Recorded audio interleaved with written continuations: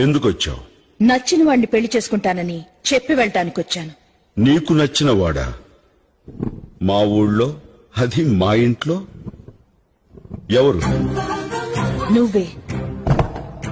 ఏమిటి నాలో నీకు నచ్చింది? శత్రువు ఇంటికి సింహంలా రావడం నాకు నచ్చింది.